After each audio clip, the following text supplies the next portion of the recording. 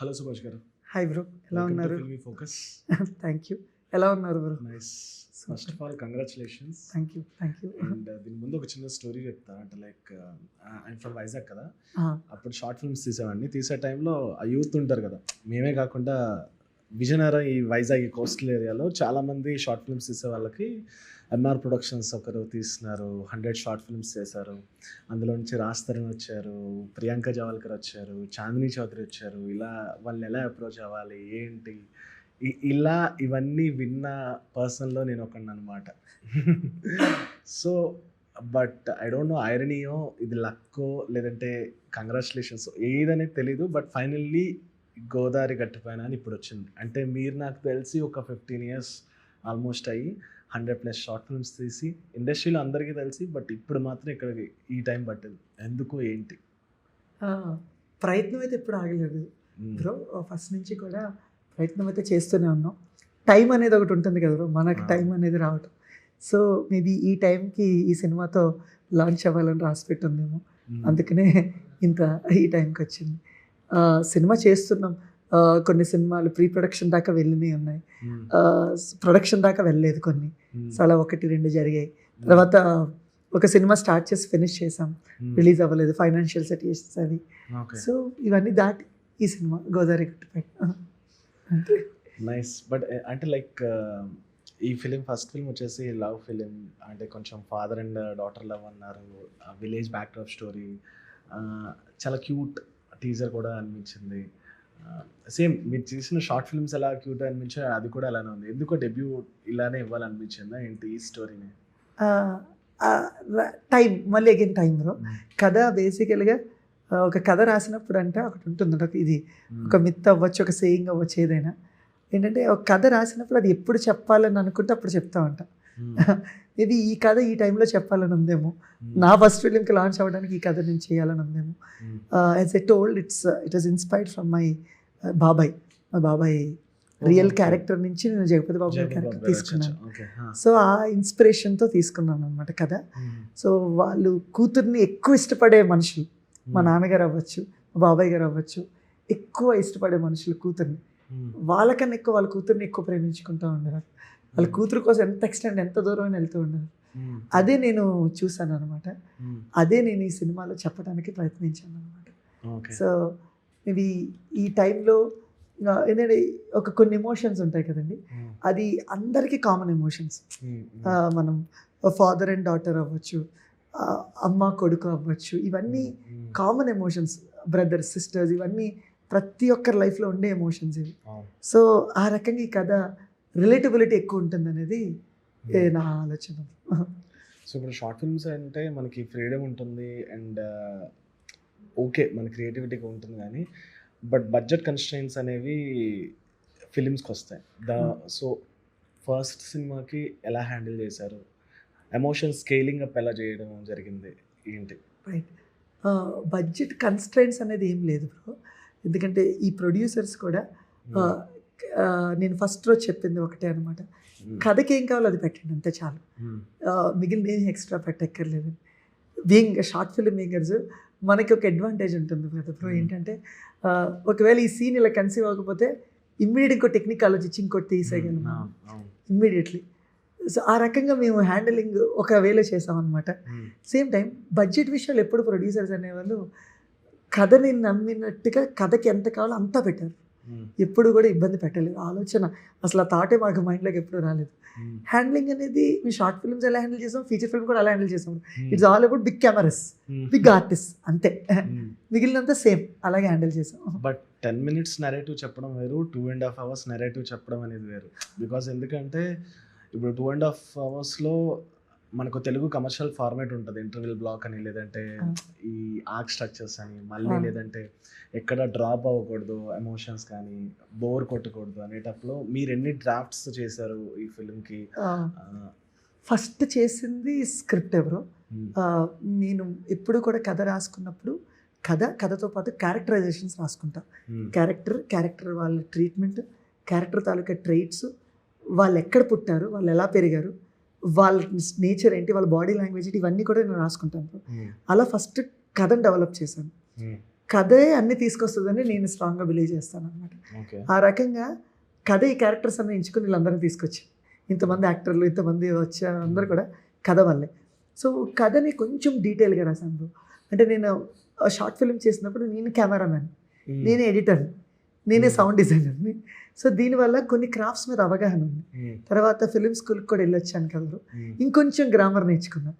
So ఇవన్నీ కలిపి కథని ఎప్పుడు స్క్రీన్ ప్లే రాసేటప్పుడు కొంచెం వివరణ ఎక్కువ ఇచ్చి రాస్తాను అనమాట. అలా ఇది 2 గంటల 25 నిమిషాల కథ అయినప్పటికీ నేను 230 పేజీలు స్క్రీన్ ప్లే రాశాను. ఎందుకంటే డీటెయిల్డ్గా షార్ట్ డివిజన్స్ కూడా మ్యాక్సిమం పార్ట్ చేసి రాశాను అనమాట. అలా సినిమా తీయడం జరిగింది. మన short film techniques for example ఒక సీన్ అవుతున్నప్పుడు ఇంకొక దగ్గర ఇంకా పర్మిషన్ రావడం ఇంకో 1 hour డిలే అవుతుంది అనుకున్నాం, ఇమ్మీడియట్గా కెమెరాస్ ఇంకో ప్లేస్లో పెట్టేసి ఇంకొక షార్ట్ తీసేసాం. దట్స్ హౌ మన షార్ట్ ఫిల్మ్ చదివిస్తాం. కాకపోతే ఏంటంటే యాక్టర్స్ ఒకళ్ళే కొంచెం పెద్దవాళ్ళు అయ్యారు, కానీ వాళ్ళు కూడా అలా ట్రీట్ చేస్తాను. మీరు నమ్మరు, సుదర్శన్ గారిని కానీ జగపతి బాబు సార్, రాజీవ్ కనకల సార్ కూడా అలాగే ట్రీట్ చేశారు. సార్ ఈ షార్ట్ ఒక్కసారి కొంచెం లేట్ అవుతుంది, అది మీ షార్ట్ తీసేద్దాం సార్, మీరు ఇట్లా ఇవ్వండి, మీరు ఇట్లా ఇవ్వండి షార్ట్ తీసి. బట్ ఇవన్నీ కూడా జరగడానికి కారణం యాక్టర్స్ సపోర్ట్. వాళ్ళు ఓకే నేను షార్ట్ ఫిలిం చేసి వచ్చాను, షార్ట్ ఫిలిం లాగే ట్రీట్ చేస్తున్నాడు అని వాళ్ళు ఎప్పుడు అనుకోలేదు బ్రో. వాళ్ళు ఏంటంటే కథని నమ్మారు, నేను చేస్తున్న దర్శకత్వాన్ని నమ్మారు. అది బిలీవ్ చేసి వాళ్ళు నాకు ఫుల్ కోఆపరేషన్ ఇవ్వడం జరిగింది. అందుకనే బాగా తీయటానికి హెల్ప్ అయింది నాకు. హైదరాబాద్ వచ్చి ఎన్ని ఇయర్స్ అయింది ట్రై చేయడానికి? ఇది ఫిల్మ్ డెబ్యూ 2016 నుంచి హైదరాబాద్లో ఉంటున్నాను. 10 years కరెక్ట్గా. ఇది 2026, 10 years నుంచి మనకి స్టార్ట్ అయింది. 16 నుంచి ప్రయత్నాలే చేస్తున్నాం. చెప్పినట్టు మంచు లక్ష్మి గారి దగ్గరికి వెళ్ళాం, 1.5 year ప్రీ ప్రొడక్షన్ జరిగింది. ఆ సినిమా సెట్స్ మీదకి వెళ్ళలేదు. సో అక్కడ ప్రీ ప్రొడక్షన్ చాలా బాగా నేర్చుకున్నాను. దానివల్ల ఏ రోజు కూడా నాకు టైం అనేది వేస్ట్ అనేది జరగలేదు. ప్రతి చోట ఏదో ఒకటి నేర్చుకునే వచ్చాను. అది నాకు సినిమా మేకింగ్కి ప్రాపర్గా హెల్ప్ అయింది అనమాట. Beat short division, beat writing, beat టెక్నికల్గా ఇంకా స్ట్రాంగ్ అవ్వడానికి కానీ. సో ఇలాంటివన్నీ నేర్చుకుంటూనే వచ్చాను అలా. బట్ ఇప్పుడు మీ గ్రూప్లో ఉన్న వాళ్ళే చాలామంది అని ఉంటారు కదా, అంటే మీరు ఇంతమందిని ఇంట్రడ్యూస్ చేసినప్పుడు లైక్ రాజ్ తరుణ్ కానీ, జవాల్కర్ కానీ, లేదంటే చాందిని గారు కానీ, అంటే లైక్ దే హ్యావెంట్ రిఫరెన్స్, అంటే వాళ్ళు కూడా చేయడానికి ఎప్పుడు మీకు సపోర్ట్ చేయలేదా ఏంటి అసలు? అదేం లేదు, ఎప్పుడు they all are available. Even ముందు సినిమా నేను ఒకటి చేశాను కదా, జోరుగా హుషారుగా షికారు పదమ, ఆ సినిమాకి కూడా చాందిని గారినే ఫస్ట్ అప్రోచ్ అయ్యాడు. చాందిని గారు రెడీ, ప్రియాంకకి చెప్పాను, Priyanka garu ready. It's not about that, it's about the story. స్టోరీయే ఎవరిని చూస్ చేసుకుంటే వాళ్ళతోనే చేస్తాను అంతే. యాజ్ సింపుల్ మీరు అంటూ ఉంటారు కదా, అది వీళ్ళందరూ వచ్చారు, వీళ్ళందరినీ ఎలా అప్రోచ్ చేయరు, ఎలా తీసుకొచ్చారు అన్నారు కదా, వాళ్ళందరినీ నేనేమి అప్రోచ్ చేయి తేలేదు. ఆ టైంకి ఈ కథకి ఎవరు రావాలో వాళ్ళు వచ్చారు. అది ఫ్రెండ్స్లో అవ్వచ్చు, నాకు తెలిసిన ఫ్రెండ్స్ అవ్వచ్చు, లేదా ఇంకొకరు ఎవరు అవ్వచ్చు. ఆ విధంగానే నాకు వచ్చిన యాక్టర్స్ అందరూ అలాగే వచ్చారు. ఎప్పుడు దీనికి వీళ్ళు తీసుకోవాలనే ఆలోచన ఎప్పుడు ఉండేది కాదు బ్రో. సో అలా అంతే. సో జగపతి బాబు గారిని ఎలా ఏం మాట్లాడారు అసలు, ఏంటి స్టోరీ నరేట్ ఎలా చేశారు? స్టోరీ నేను ఫస్ట్ థింగ్, నేను story narration very bad bro. నేను సరిగ్గా నరేట్ చేయలేను, నాకు ఆ స్కిల్ లేదు. నాకు తెలిసినంత వరకు చాలా బెటర్గా నరేట్ చేయొచ్చు. ఎందుకంటే నా స్నేహితులు చాలామందిని చూస్తున్న వాళ్ళు మంచి నరేషన్ ఇస్తారు, నాకు ఆ స్కిల్ లేదు, నేను సరిగ్గా నరేట్ చేయలేను. నేను సినిమాను బాగా తీయగలనేమో, కానీ నరేషన్ నేను అంత బాగా ఇవ్వలేను. నా భయం కూడా అదే, ఇప్పుడు సరిగ్గా చెప్పలేనేమో అని. అదే భయంతో ఆయన దగ్గరికి వెళ్ళా. ఆయన అడిగారు, ఒక ½ an hourలో నరేషన్ ఇవ్వగలవా అమ్మ అని అడిగారు. అది టైం ముందుకెళ్ళినా పర్లేదు కానీ ఇవ్వండి నరేషన్ అని అడిగారు. విత్ ద ఫస్ట్ పాయింట్ ఈ like it is like father daughter కదా కదా, ఆయనకి 2 ఆడపిల్లలు కదా, వెంటనే ఆయన అక్కడ సేల్ అయిపోయారు అనేది నా అభిప్రాయం. ఎప్పుడైతే ఫాదర్ డాటర్ స్టోరీస్ అని అన్నానో అక్కడ సేల్ అయిపోయారు. అబౌవ్ దట్ ఆయనకి ఈ సెన్సిబిలిటీస్ బాగా నచ్చాయి, రిలేటబిలిటీ బాగా నచ్చింది. ఎందుకంటే ఆయన మనం లార్జర్ దాన్ లైఫ్ క్యారెక్టర్స్ చూస్తున్నాం. ఆయన ఒక స్టైలిష్ విలన్గా, ఒక అగ్రెసివ్గా అలా అక్కడ చూస్తున్నాం. చాలా సంవత్సరాల తర్వాత ఆయనకు డిఫరెన్స్ కనిపించింది. ఒక కామన్ మ్యాన్ లాగా చాలా సింపుల్గా ఈ సినిమాలో లుంగి కట్టుకుని, బనీన్లు వేసుకుని, చెప్పులు లేకుండా చక్కగా నడుచుకుంటూ, ఇలాంటివన్నీ ఉన్నాయన్నమాట. ఇవి బాగా రిలేట్ అయినట్టున్నారు. ఒక కామన్ మ్యాన్లో ఒక స్ప్లెండర్ బండి ఊర్లో మనకు తెలిసి స్ప్లెండర్ బండి నడుపుకుంటే వెళ్ళాలి, అలా అంత రిలేటబిలిటీ ఉండటం వల్ల మేబీ ఆయనకి ఈ కథ నచ్చిందని అనుకుంటున్నాను. అంటే తెలుగులో విలేజ్ బ్యాక్డ్రాప్ స్టోరీస్ అంటే అఫ్కోర్స్ ఇప్పుడు తెలంగాణ విలేజ్ చాలా మటుకు ఎక్స్ప్లోర్ చేస్తున్నారు. చాలా మటుకు విలేజ్ బ్యాక్డ్రాప్ అంటే గోదావరి జిల్లాలో తీసేవారు. అంటే లైక్ మనకు తెలుసు గోదావరి ఫిల్మ్ కానివ్వండి, అమలాపురం బ్యాక్డ్రాప్‌లో చాలా ఫిల్మ్స్ వచ్చాయి. ఆ విలేజ్‌ని ఎంత ఎక్స్‌ప్లోర్ చేసినా ఇంకా ఉంటూనే ఉంటాయి. బట్ కాకపోతే మీరు గోదావరి గట్టు పైన అన్నప్పుడు అదర్ క్యారెక్టర్ కూడా గోదావరి. ఆ! అంతే కదా! ఆ! అంటే ఇప్పుడు లైక్ సుమంత్ ప్రభాస్ ఒక క్యారెక్టర్ అయితే, హీరోయిన్ ఒక క్యారెక్టర్, జగపతి బాబు ఒక క్యారెక్టర్ అయితే, గోదావరి కూడా ఒక క్యారెక్టరే. ట్రూ. వెరీ సో దాన్ని ఎక్స్‌ప్లోర్ చేయడం ఎలా అనిపించింది? ఏం కొత్తగా చూపించగలిగారు? ఎక్స్‌ప్లోర్ చేయటం నాకేది అస్సలు కొత్త కాదు బ్రో. నా సొంత ఊరు రాయలంగి, వెస్ట్ గోదావరి డిస్ట్రిక్ట్. అచ్చా! ఓకే. మా డ్యాడీ వాళ్ళ ఊరు. మా మమ్మీ వాళ్ళ ఊరు భీమవరం. ఓకే. ఓకే. సో మాకు పండగలంటే ఆ ఊర్లే. నాకు చిన్నప్పటి నుంచి నాకు తెలుసుకున్న పండగలంటే ఆ ఊర్లే. ఇప్పుడు బీటెక్ టైంలో సెమిస్టర్ ఎగ్జామ్స్ ఉన్న టైంలో మాత్రం వెళ్ళాను నేను. తప్ప రెస్ట్ ఆల్ ఇయర్స్ మాకు మా డాడీ ఏ ఊర్లో ఉన్నా, మా డాడీ బ్యాంక్ మేనేజర్, ఏ ఊర్లో ఉన్నా సరే మేము మా పండగ అంటే మా ఊరు వెళ్ళిపోవాలి. సో నాకు గోదావరి కొత్త కాదు, ఊర్లు కొత్త కాదు, ఊర్లో మనుషులు కొత్త కాదు. కాకపోతే ఏంటంటే మన కెమెరా లెన్స్లో చూపించడం కొత్త. ఇప్పుడు ఆవకాయ అమ్మ ఇప్పుడు బోర్ కొట్టినట్టు త్రివిక్రమ్ గారి గ్రేట్ లైన్స్ అవి. గోదావరి ఆ ప్రాంతాల లొకేషన్ కూడా ఎప్పుడు బోర్ కొట్టవరు. ఎన్ని బ్లాక్లు పెట్టినా ఇంకో కొత్త బ్లాక్ మిగిలే ఉంటుంది. ఇటు నుంచి ఇటు పక్కకి తిప్పితే ఇంకో కొత్త బ్లాక్ వచ్చేస్తుంది మనకి. ఎందుకంటే నిండైన చెట్లు, ప్యూర్ ఆక్సిజన్, ప్రేమగా పలకరించే మనుషులు, చక్కటి రివర్, పక్కన పారుతున్న రివర్, ఇవన్నీ ఏంటంటే మనసుకి ఆహ్లాదం కలిగించేవి. ఇవి నేను క్యాప్చర్ చేయడానికి ట్రై చేశాను. నాకన్నా ముందు గొప్ప గొప్ప దర్శకులు మన పెద్ద వంశీ గారు ఉన్నారు, కృష్ణవంశీ గారు ఉన్నారు, శేఖర్ కమల గారు ఉన్నారు. వీళ్ళందరూ చాలా అందంగా గోదావరిని చూపించారు. దాన్ని ఏంటంటే ఈ టైంకి నాకు చెప్పే అవకాశం వచ్చింది, గోదావరిని చూపించే అవకాశం నాకు వచ్చింది. నేను చూపించాను.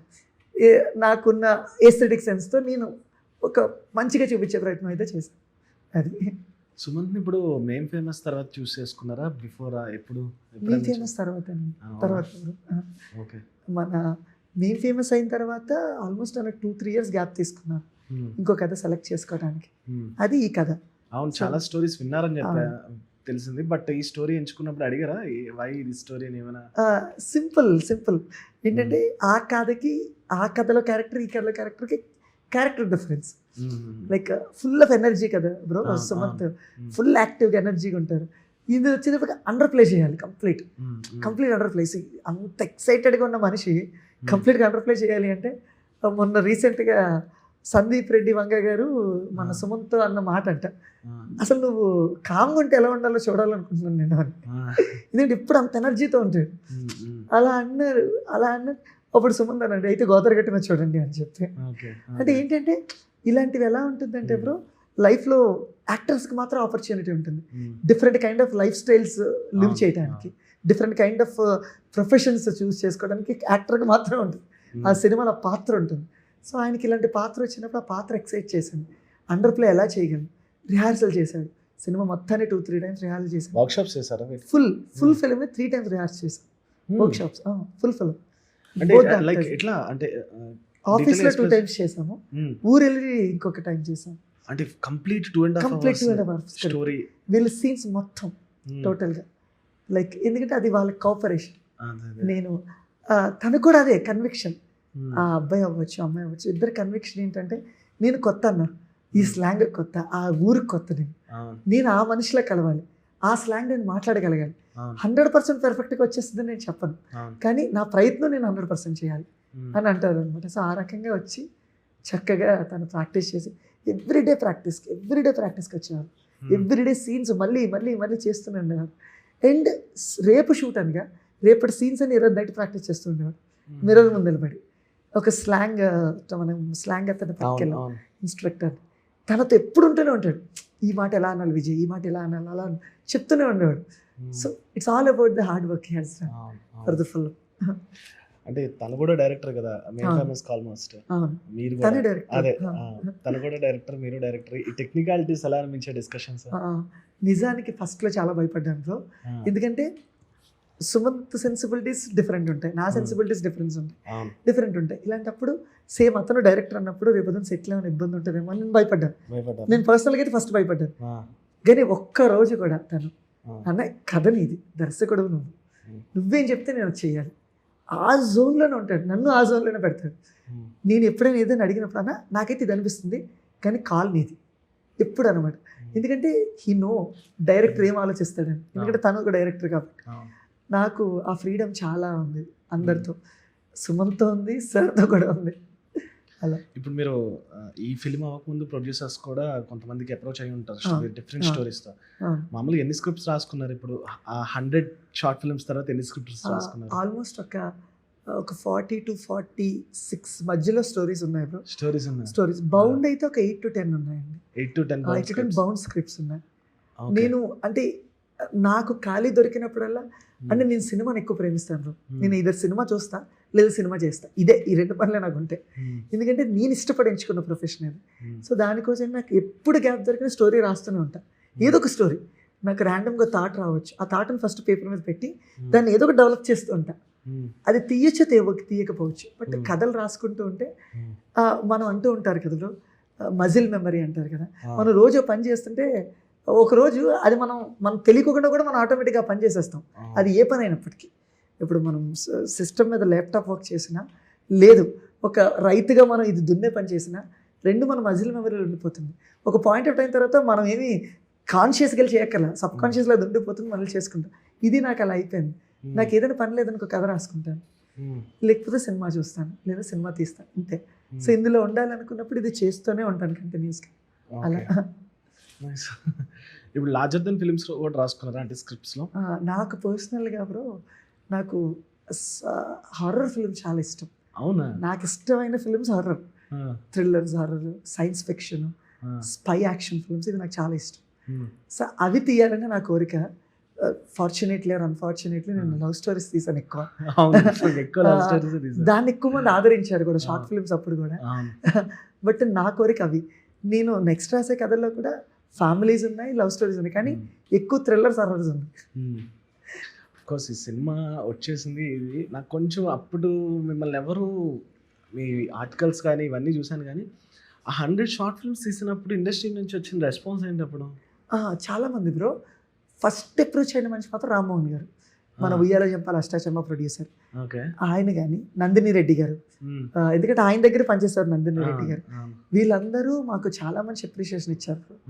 ఆ తర్వాత సురేష్ బాబు గారు, మా 100th ఫిల్మ్ టైంకి సురేష్ బాబు గారు అప్రిషియేషన్. వీళ్ళందరూ వచ్చారు గెస్ట్ల కింద ఆ టైంలో. సో వీళ్ళందరూ ఇండస్ట్రీ నుంచి ఉన్నప్పటికీ కూడా ఫస్ట్ రామ్మోహన్ గారు పిలిచి సినిమా తీయమని అవకాశం ఇచ్చారు.